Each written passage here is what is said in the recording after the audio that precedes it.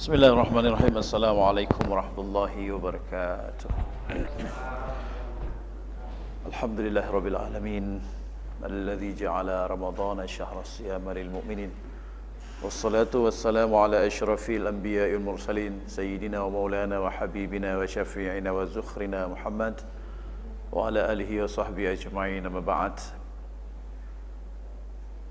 Segala puji kita sampaikan kepada Allah Subhanahu wa taala, salawat dan salam kepada junjungan kita Rasulullah SAW. Sidang jamaah zuhur yang berbahagia, saya kira ramai sekali yang hadir. Malah ini lebih sedikit dari salat zuhur biasa Dan wajah-wajah lama juga, tak ada yang baru. Maksudnya berarti orang-orang yang mempertahankan salat jamaah, Pak Fakhrul Razi kan, orang-orang yang sama juga. Ya, jadi tausiah saya yang pertama adalah mari kita mempertahankan salat jamaah di mana saja azan berkumandang, kita tetap menunaikannya secara berjamaah karena kita adalah kaum laki-laki. Kita masuk ke dalam materi kita pada hari ini. Saya mencoba mengambil tema tentang pemisahan harta haram karena dalam beberapa kajian, terutama pada kajian subuh, banyak muncul pertanyaan ini, bagaimana cara memisahkan harta haram. Jadi kalau disebut pemisahan harta haram itu berarti harta itu sudah bercampur dengan yang halal. Kalau harta haram yang bentuknya adalah makanan yang sudah kita makan atau minuman yang sudah kita minum, itu bukan pemisahan. Karena mungkin pemisahan sudah menjadi makanan dan sudah kita makan. Umpamanya orang minum minuman keras kan, atau orang makan daging babi kan, atau makan makanan yang haram lainnya. Itu cara melakukan taubat adalah berhenti dari situ dan mohon ampun kepada Allah lah. Kalau pada kasus seperti itu, yaitu haram dari segi ainiyahnya, lizatihnya. Ya. Yang kedua, kalaulah itu haram karena kita mengambil hak orang lain, apakah hak individual ataupun hak komunal, ya, harta individual atau harta komunal, maka pembersihannya adalah kembalikan kepada yang punya. Atau yang kedua, bukan mengembalikan kepada yang punya, minta izin kepada yang punya, minta izin dia ikhlaskan. Umpamanya, Pak, saya dulu 5 tahun yang lalu mencuri punya Bapak, sekarang saya sudah taubat, mohon diikhlaskanlah, umpamanya kan seperti itu. Kalau dia mengikhlaskan, berarti itu sudah tidak ada masalah bagi kita, sudah menjadi bersih harta kita, walaupun itu dulu adalah dari hasil curian, karena orang tempat kita korban pencuriannya sudah kita minta izin kepadanya, ya, tentang kehalalannya. Yang sulit adalah harta komunal. Harta komunal itu harta negara misalnya, atau harta yayasan misalnya, atau harta publik namanya. Jadi karena itu sulit menerapkan hukum potong tangan, ya, pada harta komunal, sehingga di dalam pembahasan rancangan undang-undang korupsi, walaupun ada orang yang mengusulkan hukum potong tangan, ketika dihubungkan dengan ayat Bismillahirrahmanirrahim, wassariqu wassariqatu faqta'u aydiyahuma, pencuri yang berjenis kelamin laki-laki dan pencuri yang berjenis kelamin perempuan, maka potong kedua tangannya. Jadi sulit untuk dipahami itu harta komunal, sulit dipahami itu sebagai harta komunal. Tapi yang dalam sejarah pun yang dipotong tangan itu adalah harta individual, sehingga beberapa kali dalam pembahasan rancangan kanun di Aceh tentang hukum potong tangan ini tidak berlanjut pembahasannya, ya, karena tidak ditemukan satu formulasi yang meyakinkan tentang kebolehan potong tangan pada harta komunal seperti itu. Bagaimana cara pembersihan pada harta komunal? Tetap seperti harta individual, yaitu dengan cara mengembalikan. Teknis pengembalian tentu saja terserah bagaimana caranya.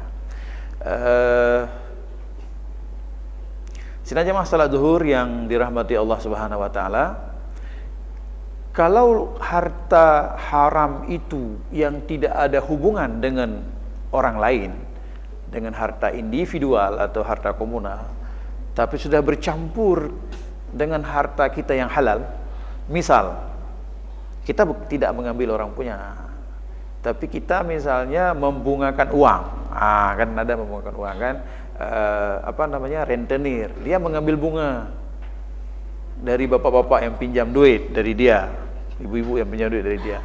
Ini dia bukan tidak sama dengan kasus seperti tadi. Atau orang yang menjual barang haram seperti menjual sabu-sabu atau menjual barang haram lainnya, lalu dia mengambil harga dari barang itu yang memang haram secara lizatih, maka perolehan yang haram seperti ini itu harus dipisahkan dari harta yang sudah bercampur dengan harta yang halal. Pemisahan ini, sidang jamaah yang dirahmati Allah Subhanahu wa taala, dikeluarkan dari harta kita yang sudah bercampur, bukan dikembalikan kepada orang, ya, tapi itu diserahkan kepada lil maslahatil ammah, diserahkan kepada orang yang kita mengambilnya. Kecuali kalau umpamanya kalau bunga tadi itu memang dikembalikan kepada yang punya, karena kita mengambilnya dari dia lah. Kalau umpamanya bunga dari kredit uang, kita hutangkan uang, yang pertama kita stop, yang kedua kelebihannya kita kembalikan kepada dia. Jadi yang boleh diambil dalam kasus seperti ini hanya jatah bentuk modal itu saja. Fa in tubtum falakum ru'usu amwalikum la tadhlimuna wa la tudlamun. Maka apabila kamu sudah bertaubat, bagimu adalah pokok hartamu. Pokok hartamu. Kalau umpamanya dipinjamkan 10 juta, maka 10 juta saja yang boleh balik. Lebih dari 10 juta itu tidak dibenarkan karena sudah dianggap sebagai bunga. Sidang jamaah salat zuhur yang dirahmati Allah Subhanahu wa taala, jadi pemisahan ini dikeluarkan dari harta kita, serahkan kepada kepentingan umum, dan hebatnya di sini ketika kita keluarkan kita tidak dapat pahala. Kemudian kita tidak boleh mengharapkan pahala. Kenapa? Karena memang bukan harta kita. Karena harta haram dalam teori fikih muamalah, ya, bahwa harta haram itu tidak memenuhi syarat untuk dimiliki. Kepemilikan seorang muslim dibahas dalam bab hukuk. Al-hukuk dalam fikih muamalah, rukunnya atau syaratnya adalah mestilah dia halal. Mestilah dia halal, ya. Jadi di bawah daripada thayyib. Kalau sudah halal sudah oke lah. Kalau harta yang tidak halal, Islam tidak mengakui harta haram. Arti tidak mengakui, ketika kita memperolehnya statusnya haram, Islam tidak menganggap itu milik kita, walaupun sudah jadi kendaraan, ya. Kaji ke ribon kan, atau kaji ke rumah. Ketika harta haram itu menjadi kendaraan, jadi hukumnya tetap harus dipisahkan dari harta kita. Ketika dia bercampur dengan rumah, kaji ke teras kan. Kita bangun rumah, ada uang halal 300 juta, ada uang haram 100 juta, bercampur di situ. Pemisahannya tentu bukan kita membobok rumah, bukan tapo rumahnya kira serto. Tapi kita hargakan yang haram tadi 100, lalu kita keluarkan dia dari percampuran tadi. Jadi dia tidak akan mau bercampur, dia tidak akan mau membaur, tidak akan mau senyawa dia antara yang halal dengan yang haram. Jadi yang menarik kita sampaikan bahwa tidak boleh diniatkan. Imam Al-Qurtubi, sedang jemaah yang dirahmati Allah Subhanahu wa taala, sebagai seorang ulama tafsir. Imam Al-Qurtubi mengatakan apabila seseorang memperoleh harta haram, dia tidak boleh bertasarruf dengan hartanya itu. Arti bertasarruf apa? Dia tidak boleh mengelola harta yang haram itu. Tidak boleh kelola dia. Apa makna kelola? Kelola itu dalam bentuk jual beli kan mengelola, dia membeli sesuatu. Kemudian memberi kepada orang lain, menghibahkan, mewariskan kepada orang lain, atau dalam bentuk transaksi apapun. Katakan digadai lah, katakan dijadikan jaminan dan sebagainya. Jadi tidak boleh bertasarruf terhadap harta itu karena Islam menganggap bukan milik dia. Hatta bersedekah pun tidak boleh dengan harta haram. Ya, hatta berzakat apalagi dengan harta yang haram.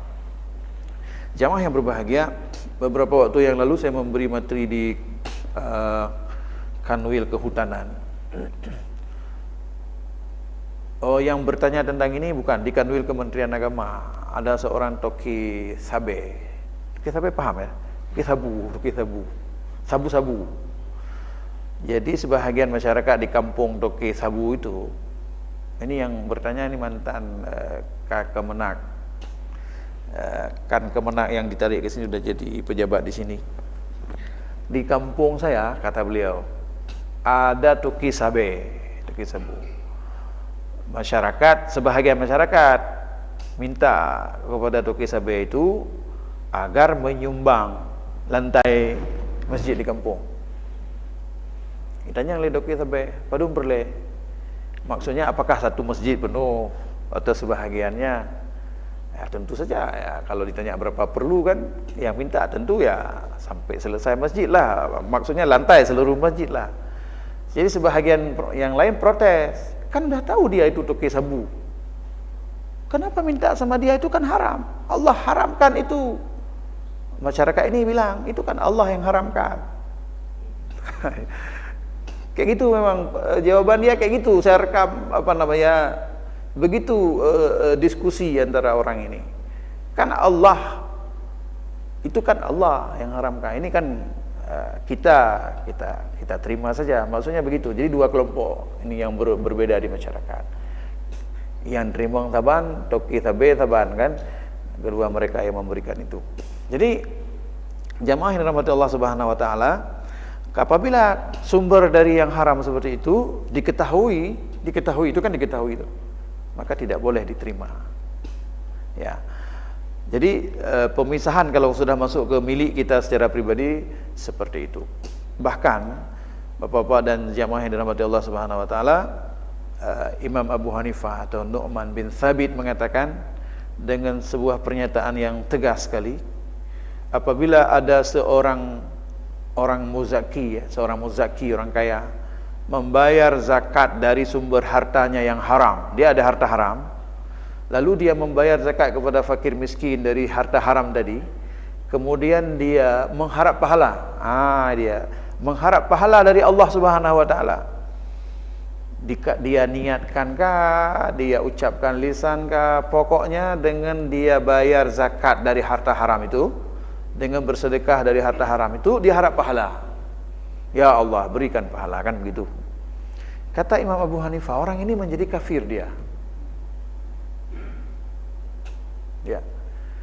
Kemudian orang fakir miskin tadi yang menerima zakat dari orang ini tadi, yang sumber haram tadi, dia tahu ini yang diberikan untuk saya ini sebagai zakat dari harta haram dia. Tahu orang miskin ini, tahu. Puan hidup orang geduri kampung, mau macam toki beno, mau macam kan, toki Sabe beno, demi untuk membersihkan harta, kata toki Sabe, dia bayar zakat, kan begitu. Jadi orang miskin ini mengatakan berdoa kepada Allah terhadap Toki Sabe tadi, karena orang miskin ini pintar, dia pernah hafal ayat Quran, khuz min amwalihim sadaqatan tutahhiruhum wa tuzakkihim biha wasalli alaihim. Di situ, bukan di awal, wasalli alaihim, inna salataka sakanul lahum. Jadi orang miskin ini tahu bahwa berdoa untuk pemberi zakat, karena doa itu dapat menenteramkan mereka. Berdoa itu kan Ya Allah, kita beuno dia berdoa. Berikan keberkahan rezekinya lah, tambah rezekinya, panjangkan umurnya, kan macam-macam kamu doakan. Namanya baru menerima sesuatu. Kata Imam Abu Hanifah, orang ini menjadi kafir nih, orang miskin nih. Kenapa? Karena dia tahu tuh, itu kan dari sabe itu, umpamanya kan. Atau bangwo idehi penayung menang buntut punya Pamaji. Kalau ada buntut penayung saya tidak tahu juga. Dulu ada kan. Jadi seperti itu. Kalau dia tahu dari haram sumbernya, lalu dia bayar zakat kepada dia berdoa kepada orang ini, dia ikut menjadi kafir. Kita ganti kata-katanya, jangan kafir agak keras, kita akan dikufur. Walaupun kafir dengan kufur itu kan sama. Orang yang mendengar, umpamanya jamaah nih, beberapa orang tahu ini. Nyo toki sabeji kagujuk je ke urang miskinnya. Urang miskinnya gedepu nyo harum. Gemodoa urang miskinnya. Orang yang mendengar doa mengatakan amin. Amin ya. Orang ini pun menjadi kafir. Kata menjadi kufur, kata Imam Abu Hanifah. Sama hukumnya dalam paragraf yang sama itu, dalam paragraf yang sama disebutkan. Sama hukumnya orang yang memiliki harta haram tadi membangun masjid. Nah, itukah hubungan dengan yang tadi itu? Membangun masjid. Artinya mazhab Hanafi tidak membolehkan ya bahwa masjid itu dibangun dengan sumber harta yang haram. Ya. Dan qala ba'dul hukama, sebahagian daripada ulama-ulama fikih mengatakan bahwa membersihkan harta haram dengan cara bersedekah, dengan cara berzakat adalah sama seperti perumpamaan orang membersihkan najis dengan kencing. Jadi membersihkan najis dengan kencing. Najis sudah ada katakan di situ, kemudian kencing juga najis. Dibersihkan najis dengan najis. Itu emino umpamanya kan. Gejak dari orang gerah. Iya gerah. Jadi bertambah volume najis walaupun tidak berubah status najis, volumenya bertambah. Kamu ladongan ini. Atau dia menggunakan minuman keras, sama-sama walaupun minuman keras itu baunya aromanya wangi, kayak mana itu wangi enggak ya? Kata orang sih seperti bau sawo matang, saya juga tidak pernah cium aromanya, atau memang ada bau khasnya menurut brandnya, tentu menurut jenisnya.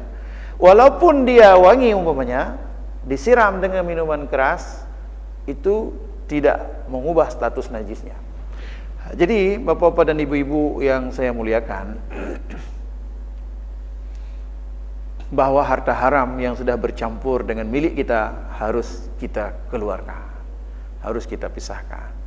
Apabila kita terlibat di dalam kredit misalnya pegawai negeri kan terlibat kredit nih, pegawai negeri di tempat lain, di tempat ini kan insya Allah sama juga, sama di mana-mana. Kita berada pada posisi orang yang meminjam dan bank pihak peminjam. Maknanya apa? Yang menikmati bunga adalah mereka, bank. Kalau person itu rentenir namanya. Rentenir lah yang menikmati bunga dari kita. Kita yang menyetor ke dia. Alladzina ya'kuluna ar-riba la yaqumuna illa kama yaqumul ladzi yatakhabbathu asyaitanu minal mas. Ya. Ayat itu disebut dengan memakan riba, maknanya mencakup yarkabu, bawa kendaraan, maknanya mencakup yalbisu, pakaian, semua itu. Karena dilarang yang paling substansi. Makan itu paling substansi. Jadi mereka itu dosanya sangat besar karena menghisap darah dengan menentukan bunga. Nah, bagaimana dengan kitanya, peminjamnya? Kan peminjam kita nih. Bukan kita yang makan riba, tapi kita yang memberi dia makan riba, kan begitu? Ya. Tentu kita tidak bisa memisahkan dari harta yang kita pinjam itu. Tetapi caranya kita langsung berhenti terus. Nyo pemaji membuka rumah kam pinjam bank tu 5 tahun pun kajalah. Tuan pun jalannya yang penyampang, punya yang murabah perkara mah kan penyampang pegawai bank kan. Jadi kalaulah umpamanya dengan cara kredit barang itu enggak ada masalah. Kredit barang, membeli rumah yang sudah ada, kita kredit rumah. Tapi kalau difasilitasi oleh lembaga keuangan sama saja. Penting kita bukan berhubungan dengan lembaga keuangan, uang dengan uang, uang dengan uang. Uang dengan barang boleh, uang dengan barang halal, uang dengan uang masalah. Jadi kalau uang dengan uang berhenti sekarang, stop sekarang. Ini sudah tahun pertama stop. Itu cara yang paling selamat. Lalu minta bank agar kita bisa menyetor hutang yang tersisa, ya kan? Hutang yang tersisa itu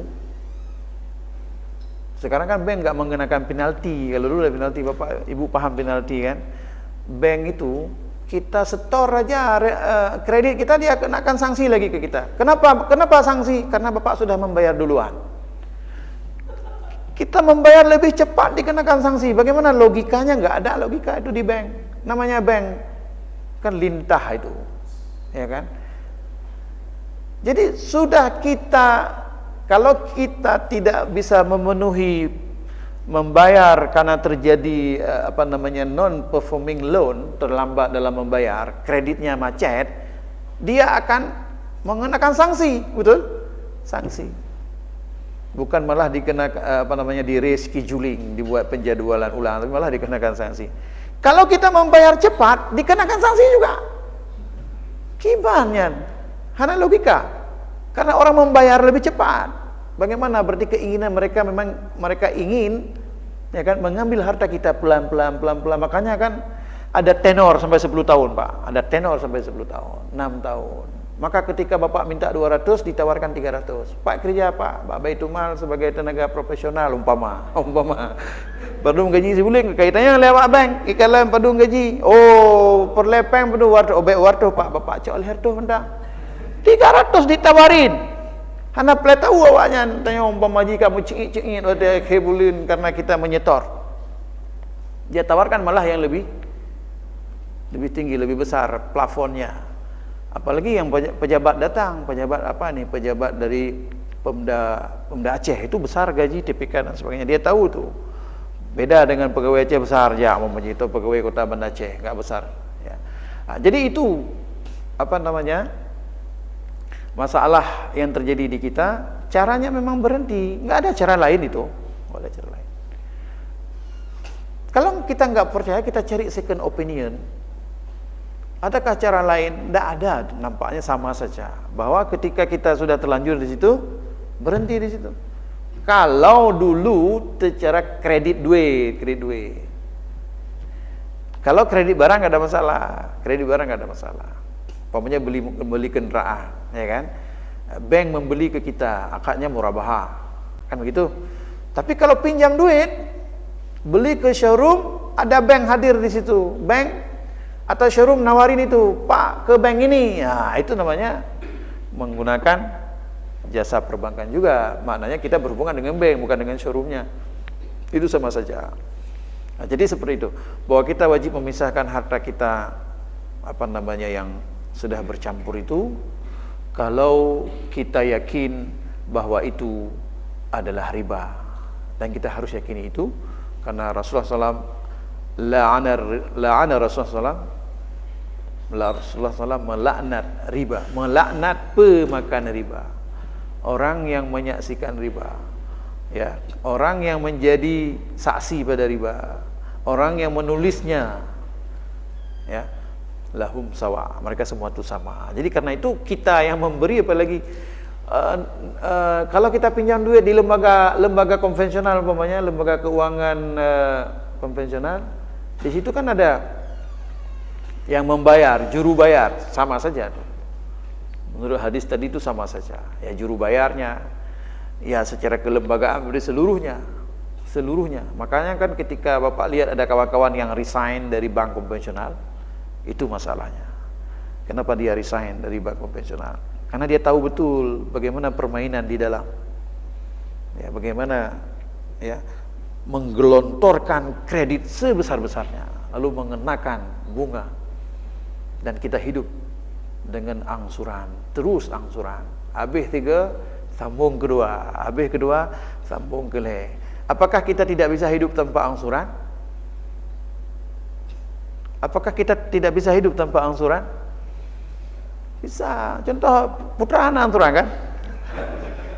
Panena angsuran si Roy. Oh ini minta maaf, ini direkam, dipotong yang tadi itu. Contoh ke putra itu mohon dipotong, nanti diedit ulang. Tetap bisa walaupun tanpa angsuran. Kalau mau hidup aman seperti itu, damai, tidak ada beban pada awal bulan dipotong, tidak ada beban. Tapi kita hidup konsumtif. Tak kala ngen tanya ka Fanza ji momoji. Ka mobilio apa ya mobilio momoji.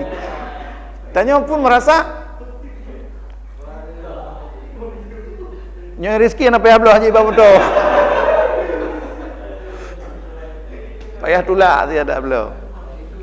Jadi maksudnya apa? Kehidupan pola konsumtif seperti ini yang mempengaruhi kita, mempengaruhi hidup kita. Tajak bukan tu hana taik motor, tak kerja kalau lebih hawai dengan awak muda yang kerjanya uji kaik motor, itu kan bagi sebahagian orang itu masalah. Maka dia memaksa diri untuk membeli. Bagaimana caranya? Datang ke lembaga keuangan, pasti dibelikan.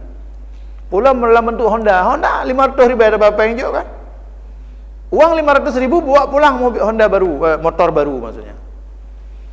Jadi setelah itu kita bermasalah. Nah, kalaulah kita mau aman damai seperti itu, jangan main dengan kredit, terutama kredit uang. Kredit barang boleh, kredit barang boleh. Jadi kredit barang itu membayar lebih mahal seperti kredit uang tidak ada masalah, karena bukan jual beli uang, tapi ini jual beli barang. Walaupun kelihatannya masyarakat menganggap ini kok nggak jauh beda nih. Saya kasih contoh ya, akad murabah di perbankan. Bapak pergi ke bank mau beli, mau suruh beli sama bank satu mobil, kan pernah saya sampaikan di sini. Jadi bank mengatakan, Pak, ini harga Pajero ini 600 juta kontan tipe ini. Nah, sekarang Bapak kan mau beli ini mobil sama saya, sama bank maksudnya. Ya, Bapak mau kredit kan? Ya, jadi akad kita murabah apa? Bapak mau setor berapa lama angsurannya? Kredit barang Pajero ini. Oh, 60 bulan. 60 bulan sama dengan 5 tahun. Nah, sekarang kalau Bapak setor selama 60 bulan atau 5 tahun, Pajero yang kontannya 600 juta, kami dari lembaga keuangan ini harus mengambil keuntungan. Karena Bapak nyetornya kredit tuh sampai 60 bulan. Jadi saya, pihak lembaga kami mengambil keuntungan kepada Bapak 500 juta. Harga Pajero di berapa kontan? 600. Keuntungan berapa diambil? 500. Jadi Pajeronya ketika habis disetor selama 6 bulan ke-60 berapa? 1,1 M. Ini belum putus lagi, nego lagi di sini. Kata pembeli, calon pembeli, "Hai, kok mahal kali dah ambil keuntungan? 500 juta ambil keuntungan." Kata bank, "Iyalah, kan 60 bulan Bapak nyetor. Tapi janganlah mahal kali." Itu nego kan? Di situ itu, Islaminya di situ tuh. Ada nego di situ. Kalau begitu, berapa Bapak mau minta kurang? Kan gitu ditanya. Janganlah 500, 4,5 bagaimana? Kata bank, janganlah 4,5. 60 bulan bukan waktu yang singkat, Pak. Kayak ledo-ledo juga kayaknya membunyikan. Bagaimana kalau kita potong 2? 475. Jadi Bapak beri keuntungan kepada kami 475 dengan tenor 60 bulan. Oke, deal? Deal. Kadil? Itu Islami. Nah, sekarang Bapak kiralah 475 itu dengan modal 600 modal mobilnya. Ketika Bapak buat persen, keluar persen itu mirip dengan besaran persen bank konvensional. Umpamanya bank konvensional 500 juta aja, keuntungan bank syariah per 75 juta benar. Maka Bapak berkesimpulan, terus rumah Hai, ini beda tipis. Ini beda tipis dengan kredit di bank konvensional atau dapat bank konvensional lebih murah umpamanya bank Danamon, ya kan? Atau Permata Bank yang bukan syariah. Awaknya item per 50, ribon 600, juk bungong per 50, bapak tadi keuntungan berapa? 475, selisih 25. Astagfirullahaladzim, ternyata lebih murah bunga di bank konvensional. Begitu kalimatnya keluar, ternyata lebih murah bunga dari bank konvensional berbanding bunga di bank syariah. Kan bunga arah mekun, ya kan? Karena apa? Karena selisihnya itu kecil sekali, tipis sekali. Seolah-olah itu adalah bunga, padahal itu adalah bukan bunga, keuntungan yang diambil oleh lembaga yang membeli barang kepada kita. Kenapa juga begitu kejadiannya? Ya karena mereka mengambil keuntungan yang mirip bunga. Coba kalau mereka ambil keuntungan bunga enggak banyak. Padum 60 bulan, oke lah, kami ambil keuntungan 200 juta saja. Kan betul-betul syar'i kalau begitu. Atau sebaliknya, ambillah sebanyak-banyaknya. Enggak baik mirip, umpamanya kan? Mirip. Jadi kalau enggak tetap mirip dia. Jadi masyarakat yang tidak paham akad murabahah ini jangan ngomong bank syariah. Prakteknya tidak syariah. Itu keluar dari mulut mereka. Jadi mereka tidak tahu tentang akad murabahah. Itu yang murabahah. Tapi kena ci yang pelaku lebeng yang icawo-cawo dalam yang memang bermasalah. Jadi tidak semua itu sesuai syariah lah. Jadi banyak yang sudah menghasilkan karya seperti tesis, ya, disertasi, skripsi tentang masalah praktek perbankan syariah itu. Yang potensi-potensi haramnya itu masih ada. Jadi karena itu kedua-dua ini adalah perlu diperhatikan. Maksudnya pihak lembaga keuangan yang memberi pinjaman kepada masyarakat perlu evaluasi tentang akad-akadnya. Jangan akad dilepas begitu saja. Maksudnya begini, ketika dilepas begini. Ketika kita membeli Pajero tadi, itu dia memberikan kepada kita satu akad baru, yaitu akad wakalah namanya.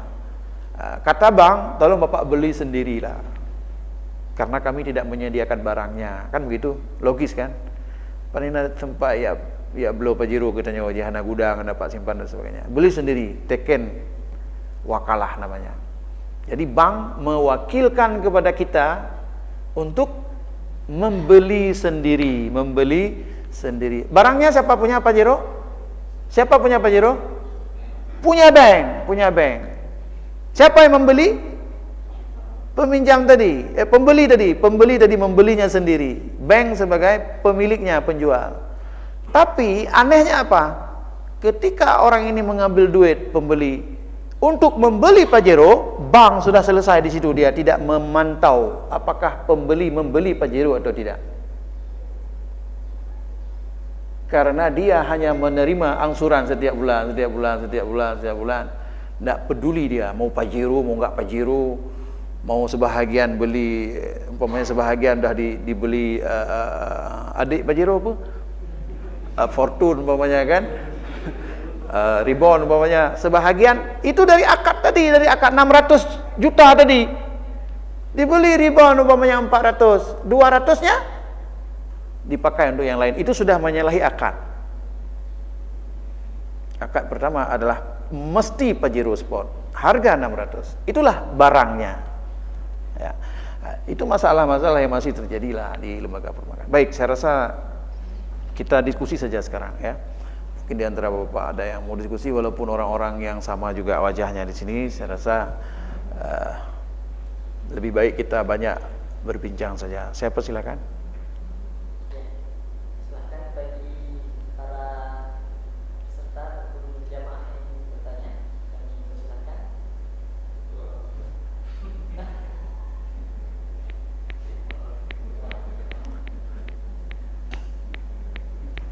Siapa Pak Makro?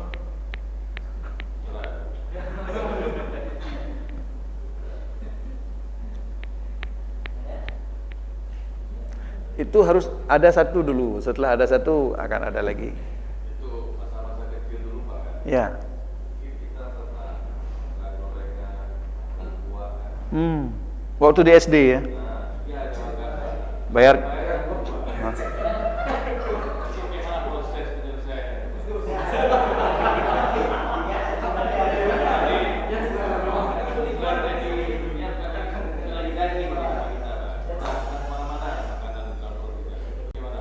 Ya, itu baik. Itu saya rasa pengalaman rame itu ya.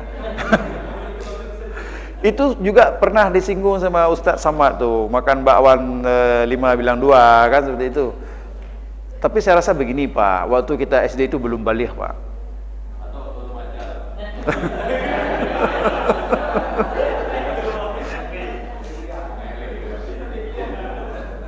Baik, kalaupun sudah remaja, bahkan sudah dewasa, mahasiswa statusnya, mahasiswa, ketika di kantin agak ramai, umpamanya kan, karena mahasiswa yang lagi-laginya, cik kampung kan benar, umpamanya kan, teh kuliah lagi-lagian cik, umpamanya. Tapi tetap ada jalan keluar, tetap ada jalan keluar. Ketika hari ini sudah sadar, umpamanya, karena usia kita sudah tua, kita ingat dulu makan bakwan kita tidak bayar, makan timpan kita tidak bayar, atau salah kita lapor. Penyelesaiannya tetap ada, tapi kemana kita selesaikan sementara orangnya sudah meninggal? Ingat kita wak dulu, umpamanya kan biasa wak yang jual di situ atau siapalah yang dijual di situ. Beliau sudah meninggal, beliau kita tidak tahu lagi karena kita sekolah dulu di situ umpamanya, dan kita sudah tidak tinggal lagi di situ. Umpamanya bapak kalau kuliah dulu di Jakarta, mana ada kita kenal lagi? Tidak ada yang kita kenal. Caranya tetap ada. Ketika kasus seperti ini kita mengeluarkan seharga apa namanya yang kita tidak bayar, kita kira-kira umpamanya Pak Fakhurazi berdumbo belum bakwannya, dan harganya harus dikonversi ke harga sekarang. Begitu. Umpamanya berapa tahun kita tidak bayar bakso, umpamanya kan, berapa? Ada enggak dari setiap hari kita makan bakso itu waktu kita sekolah atau kuliah, berapa yang kita tidak bayar? Katakan 50 cawan, 50 mangkok. Berapa harga waktu itu satu mangkok? 50 perak. Jadi hitungnya dengan harga bakso sekarang. 50 mangkok kali harga hari ini. Jadi nanti muncul pertanyaan lagi, ini bakso yang mana nih? Bakso lapangan tembak atau bakso enggak, standar bakso sekolah, kayak gitu. Standar bakso sekolah lah, kira-kira kan begitu. Artinya bukan tidak boleh bakso yang lebih mahal, itu lebih bagus, ikhtiyati namanya, ya kan? Jadi tetap ada cara yang mau kita apa namanya bersihkan. Tidak ada masalah itu, bukan tidak ada masalah mencuri maksudnya, tidak ada masalah dengan kita tidak perlu khawatir bahwa tidak ada caranya. Tetap ada cara pembersihan dengan cara seperti itu. Dan kita timbul penyesalan pasti kan. Ketika kita menyesal betul, itu sudah menunjukkan bahwa kita sudah taubat. Dan kita kembalikan itu dengan cara memberikan dia kepada kemaslahatan umum. Serahkan dia kepada kemaslahatan umum, itu kita sudah dianggap membersihkan harta kita. Ataupun yang Pak Fakhrul sebut tadi sudah menjadi darah daging, karena waktu itu masa pertumbuhan. Kalau Bapak makan sekarang itu menjadi energi dalam tubuh, ya kan? Sebagian menjadi kolesterol lah. Tapi kalau dulu memang masa pertumbuhan. Andai uang itu adalah dinar, maka tidak perlu dikonversi, tinggal dibayar dinar, karena dinar memiliki nilai intrinsik pada bendanya. Tapi karena Bapak gunakan rupiah, sibulil harga inflasi, umpamanya kan, maka itu akan terjadi kerugian yang sangat besar bagi orang yang mempiutangkan. 3 juta dulu 10 mayam. 10 mayam hari ini berapa?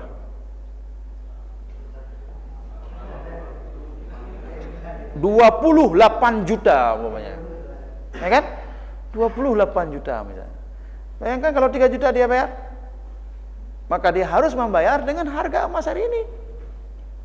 Harga emas hari ini. Kalau di antara bapak-bapak ada dengar apa namanya ceramah Ustadz Samad, ya, dalam kasus seperti ini memang dikonversi kepada harga sekarang. Kalau tidak nanti apa namanya akan merugikan, ya, merugikan pihak yang memberi pinjaman tadi. Tetapi pada kasus seperti itu, ya, pada kasus yang lain tidak boleh. Maksud saya adalah ketika bank menerapkan bunga, lalu ada orang yang berpendapat untuk menjustifikasi kehalalan bunga. Paham maksudnya kan? Umpamanya kalau tidak dikenakan bunga, maka akan terjadi kerugian di pihak yang meminjamkan. Kenapa? Karena ada inflasi pada uang. Maka 10% dicas bunga itu imbang sekali dengan nilai inflasi. Kata yang mau menghalalkan bunga.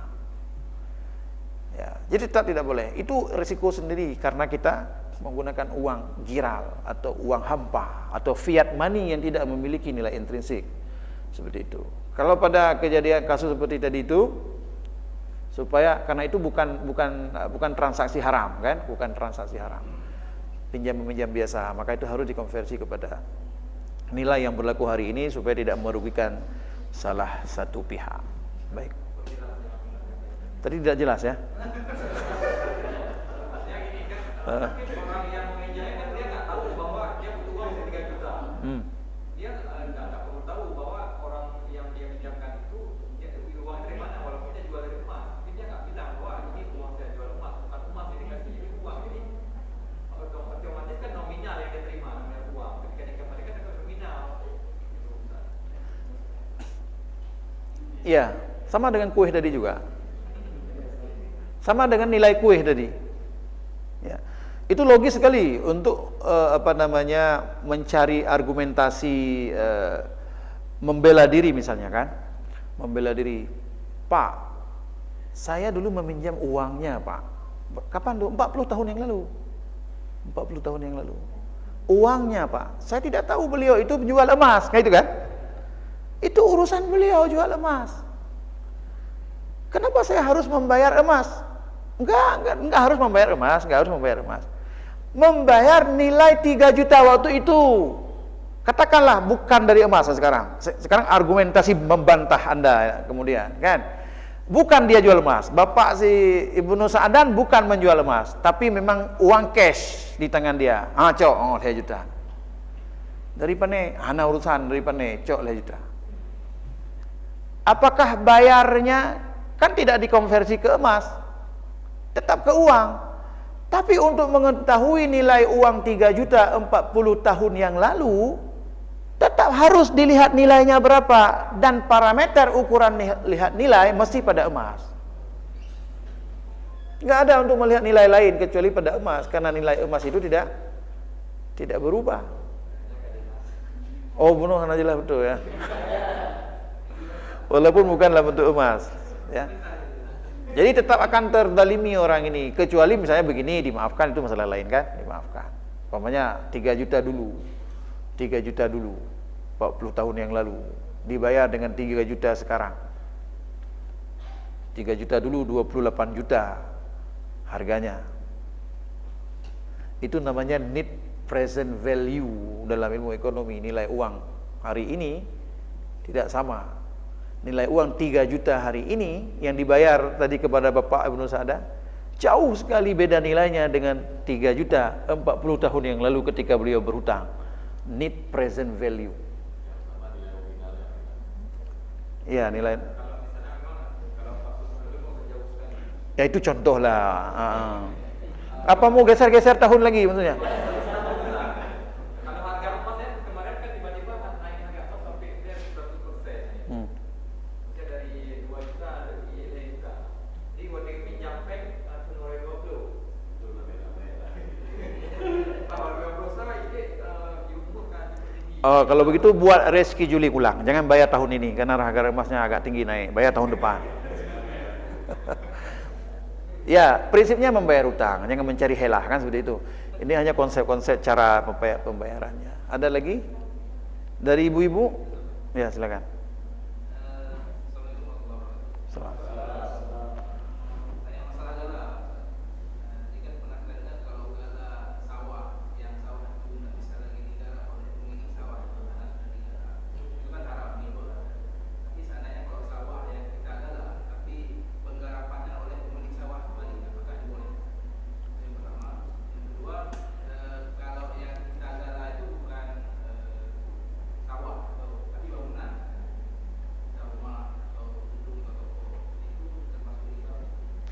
Ya, prinsipnya barang jaminan.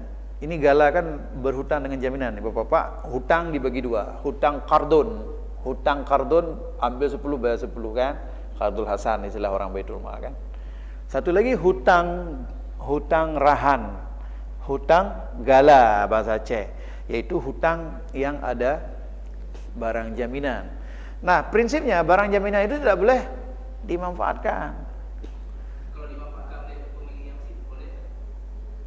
Ya, prinsipnya barang jaminan itu tidak boleh dimanfaatkan oleh orang yang memberi pinjaman duit tadi.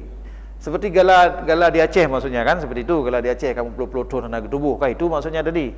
Pertanyaan Rizky sekarang, setelah beliau memegang barang jaminan dalam bentuk sawah, lalu barang jaminan itu diserahkan untuk digarap oleh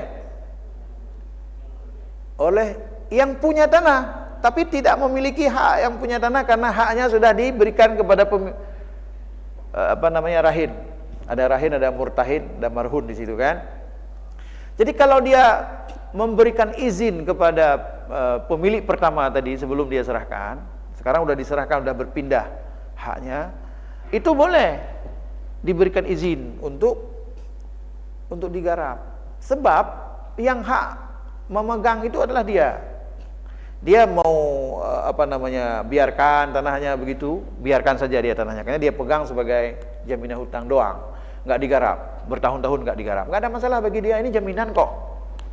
Pada suatu saat saya akan jual ketika jatuh tempo hutang mereka tidak bayar, kan begitu. Nah, kemudian dia memberikan izin kepada pemilik tadi untuk digarap, nggak ada masalah atas izin dia, karena sebenarnya sekarang adalah dalam kewenangan dia.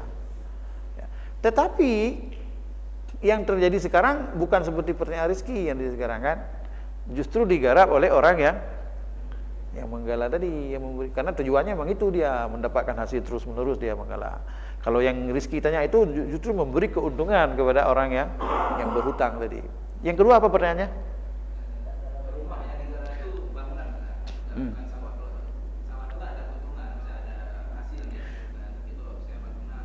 Bangunan menjadi barang jaminan. Nah. Ya, jadi barang jaminan dalam bentuk rumah. Lalu rumah itu ditempati oleh orang yang berhutang ya, berhutang. Orang yang berhutang 100 juta. Jaminan ji? Rumah. Lalu rumah?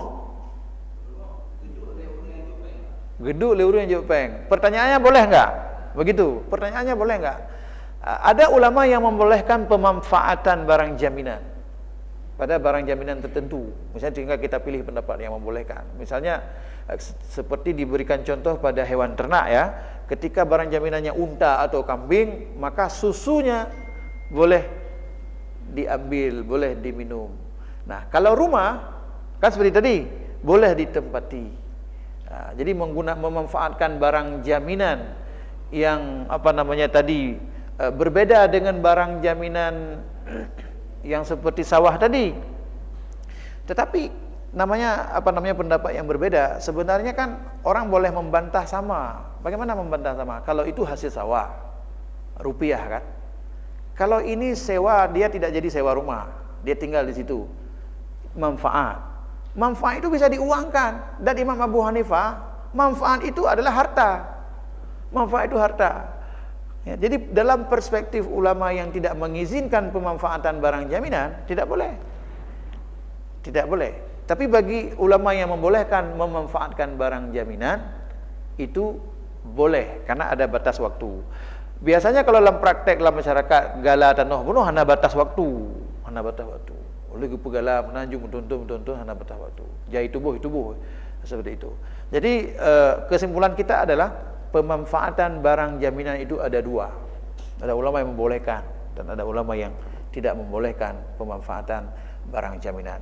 Dan pada gala itu harus ada sebuah deadline, janji berapa lama mau bayar. Nah, jadi kalau ada waktu berapa lama mau bayar, pemanfaatan barang jaminan pun kan tidak ada masalah kan. Pemihana batas waktu kita pakai aju bertahun-tahun. Baik, ada lagi? Silakan.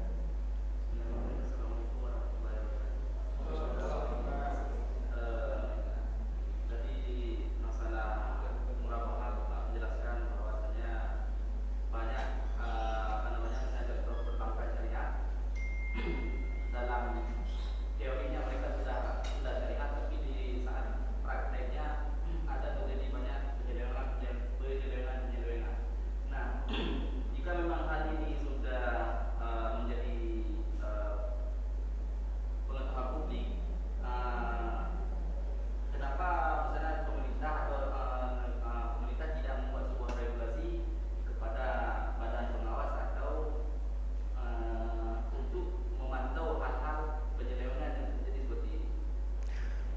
Oke, ini kan penyelewengan yang diduga, penyelewengan yang diduga dari hasil penelitian mahasiswa misalnya kan, ini begini setelah dia teliti. Nah masalahnya antara satu bank dengan bank lain itu kan tidak sama. Ada yang masih menjaga amalan mereka atau praktek mereka itu yang sesuai dengan akad. Ada yang tidak begitu peduli. Makanya kan ada juga orang yang kerja di perbankan syariah lalu dia resign juga. Dia melihat seperti itu. Jadi kalau menyangkut tentang masalah regulasi, ya selama tidak ada kekuatan yang menekan dan kita mampu menunjukkan sebuah bukti, ya mungkin pemerintah pasif. Umpamanya kalau kita bergerak, siapa yang bergerak umpamanya?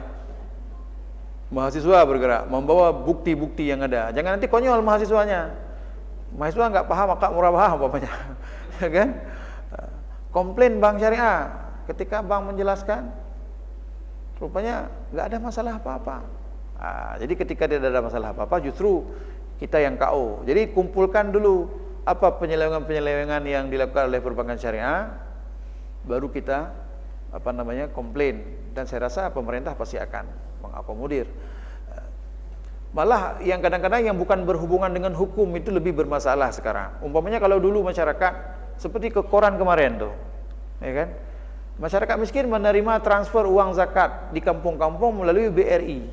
Kan BRI di setiap kecamatan ada kan? Nah, sekarang ada nggak BRI? Nah, kan nggak ada lagi BSI. Bukan BSI kan dalam kota. Nya dalam kota pilih harga macet udah saja. ATM-nya nggak mau, duitnya habis.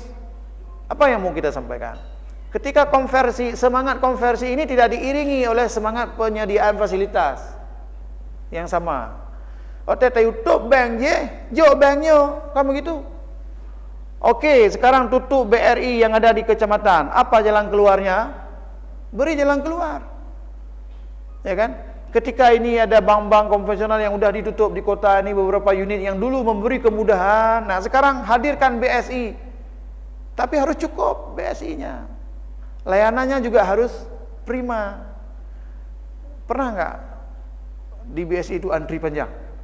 Tiap hari antri panjang. Tehek antri kabeh pengen dulu. Kan? Nah, itu kita semangat konversi. Tapi kan pemerintah bisa jawab, sabarlah kan dalam proses. Oke, kita sabar. Tapi nanti kita tanya sampai kapan prosesnya supaya ini berjalan beriringan. Ketika yang ini ditutup, yang ini diberi jalan keluarnya. Itu bukan berhubungan dengan hukum ya, baru dengan masalah layanan saja. Yang berhubungan dengan hukum seperti kita sebut tadi masih ada di sana sini masalah. Ya. Di mana-mana tuh Anda baca berita tentang yang dilakukan oleh pihak perbankan. Seperti juga asuransi, koperasi dan sebagainya. Baik. Dari ibu-ibu satu ada? Tak mana ada urang leliku lah. Jadi kan kita di sini ada semacam dewan pengawas syariah. Atau lembaga keuangan syariah atau OJK. Lantas kalau memang hal seperti ini terjadi dan pembiaran, apa guna misalnya dewan pengawas syariah?